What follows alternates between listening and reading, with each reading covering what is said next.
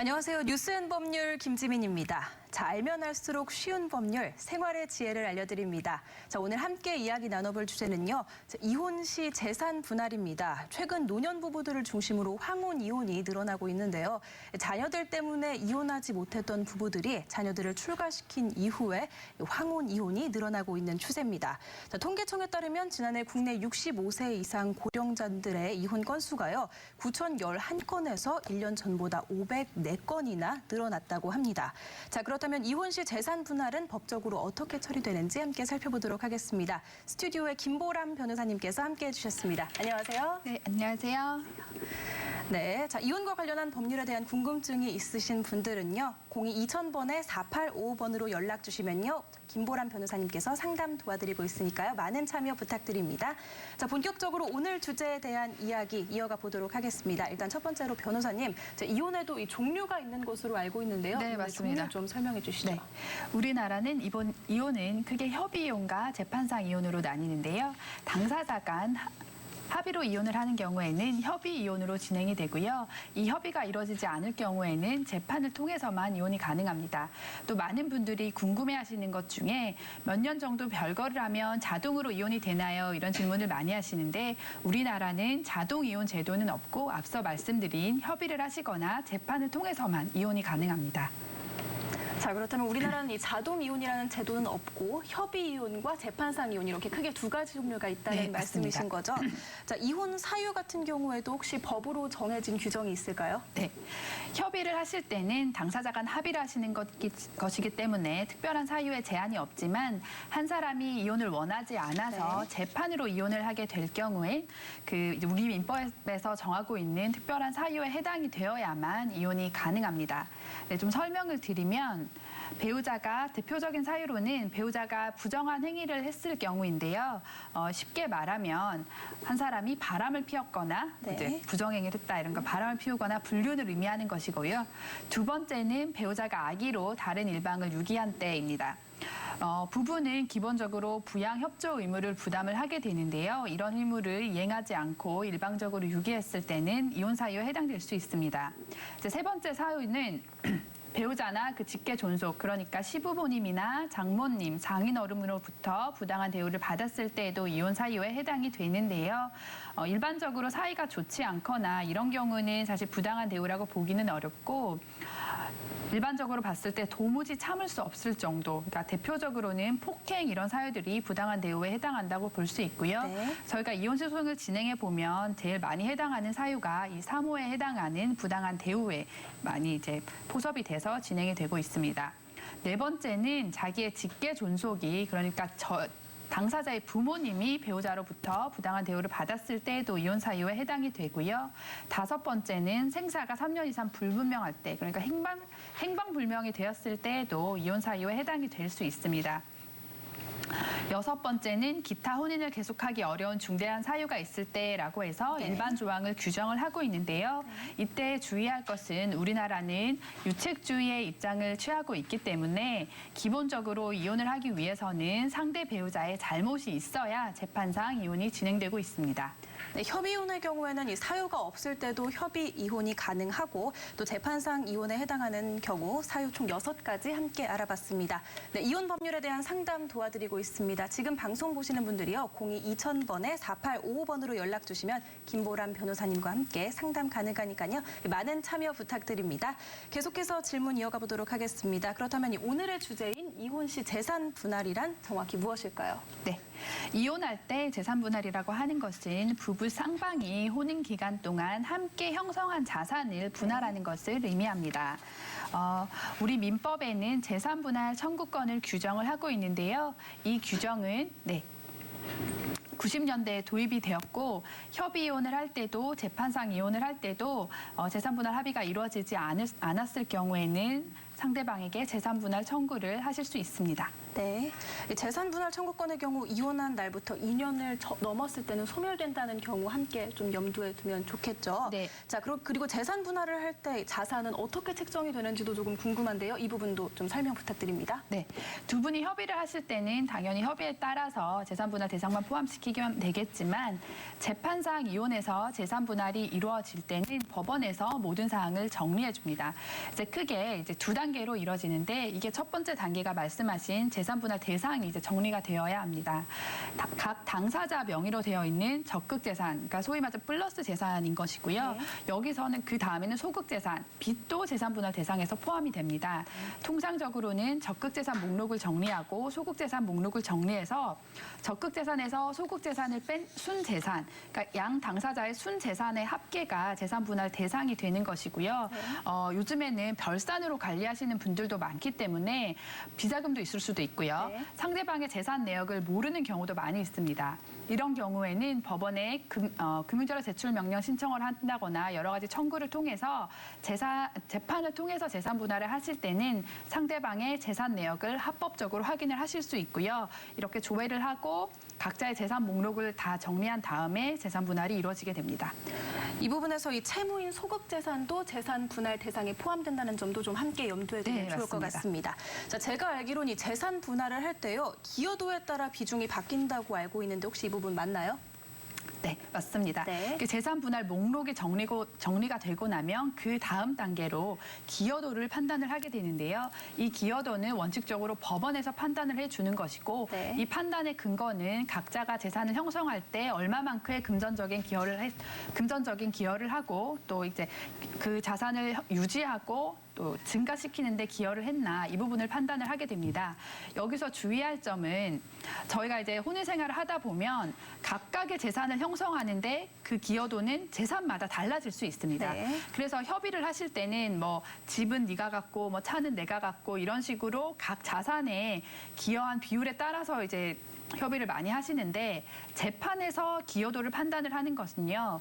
각각의 재산에 대해서 기여도를 별도로 판단을 하는 것이 아니고 네. 아까 적극 재산에서 적극 재산에서 소극 재산을 뺀 순 네. 재산을 이제 확정을 한다고 말씀드렸잖아요. 네. 이 순 재산에 대해서 기여도를 일률적으로 판단을 해서 재산 분할이 이루어지게 됩니다. 네, 오늘 이혼에 대한 이혼 시 재산 분할에 대한 상담 도와드리고 있습니다. 법률에 대한 궁금증이 있으신 분들은요.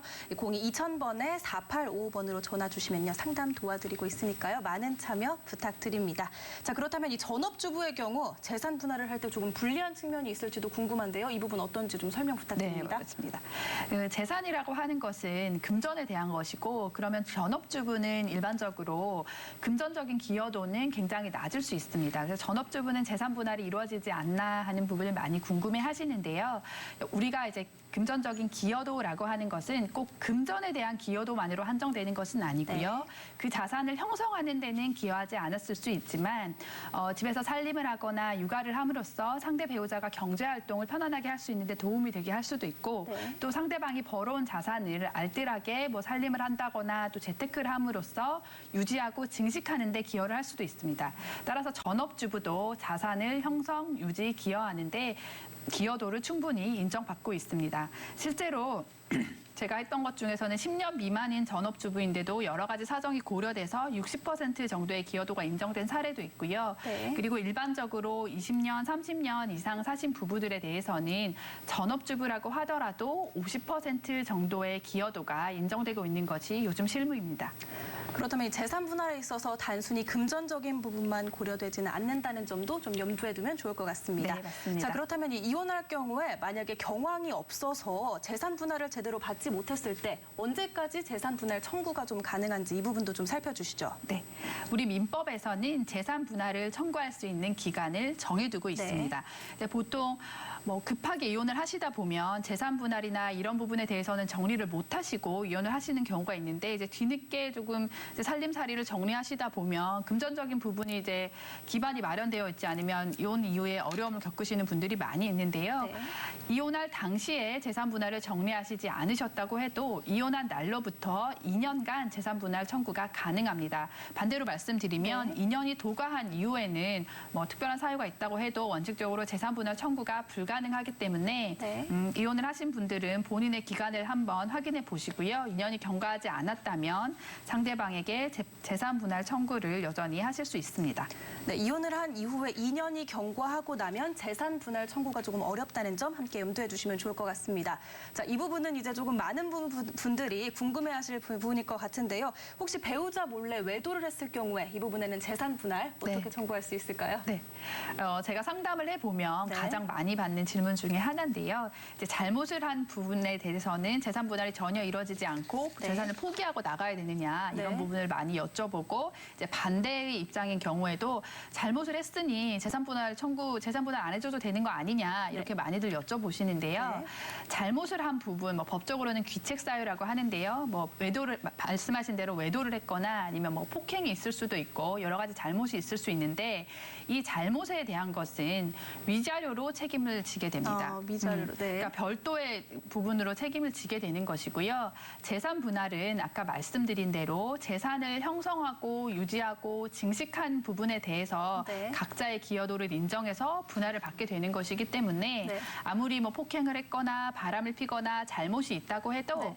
여전히 재산 분할은 가능하고 그거는 별도로 판단을 받게 되는 부분입니다. 네, 유책 배우자의 경우 이 잘못을 한 배우자의 경우에도 재산 분할이 충분히 가능하다는 점 좀 흥미로웠던 부분이네요. 네. 다음 질문 계속해서 이어가 보도록 하겠습니다. 이 재산 분할을 할 경우에 혹시 아직 받지 못한 연금도 재산 분할 대상에 포함이 될까요? 네. 사실 몇 년 전만 해도 현재 네. 받지 않은 연금이나 퇴직금은 원칙적으로 재산 분할 대상에 포함이 되지 네. 않았습니다. 그런데 사실 연금이나 퇴직금도 현재 적립된 금액이 재산의 상당 부분을 차지하는 경우가 많이 있는데요. 몇 년 전에 대법원 판례가 바뀌면서 현재 수령하지 않은 연금이나 퇴직금에 대해서도 재산 분할 청구가 가능하고요. 그 기준이 되는 것은 보통 이제 회사로 조회를 해서 지금 적립되어 있는 그 퇴직금이나 연금을 기준으로 해서 분할이 이루어지고 있습니다. 네, 유책 배우자의 경우에도 재산 분할이 가능하고 또 아직 받지 못한 연금의 경우에도 재산 분할이 가능하다는 점 살펴드리고 있습니다.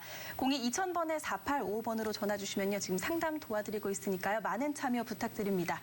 계속해서 질문 이어가 보도록 하겠습니다. 요즘엔 이런 분들도 좀 있으실 것 같아요. 요즘에 이 남자분들의 경우 결혼을 할 때 남자분들의 부모님이 이 집을 마련해 주시는 경우가 많은데요. 네, 이럴 땐 그렇죠. 이렇게 아내가 돈을 네. 보태준 것이 아니니까 직접적으로 금전을 보태준 것이 아니니까 네. 특유재산으로 인정을 받아서 재산 네. 분할 대상에서 제외되는 것인지 네. 아니면 이 재산도 재산 분할 대상에 포함이 되는 것인지 좀 궁금합니다. 네, 이 부분 이 상담 부분도 많이들 부탁드려요. 궁금해 하시는데요. 네. 아까 본인 명의의 적극재산, 소극재산을 정리한다고 말씀을 드렸잖아요. 이제 이때 적극재산을 포함을 시킬 것인가 말 것인가 실제로 저희가 소송을 해보면 많이 다툼이 있습니다. 네. 이건 우리 부모님이 해준 것이고 또 뭐 혹은 본인이 결혼 전에 모은 자산인데 그렇죠. 왜 그게 뭐 재산 분할을 해줘야 되느냐. 왜 내가 줘야 되느냐. 그렇죠. 네. 그런 부분에 있어서 다툼이 많이 있는데 원칙적으로 상대방이 어떤 금전적인 기여를 하지 않은 것은 특유재산이라는 원칙은 있습니다. 네. 하지만 실제 실무에서는 뭐 본인이 혼인 전에 가지고 온 자산이거나 또 혼인 중에 부모님께서 증여를 해주시거나 아니면 이제 돌아가셔서 상속을 받게 되는 경우가 있는데요. 네.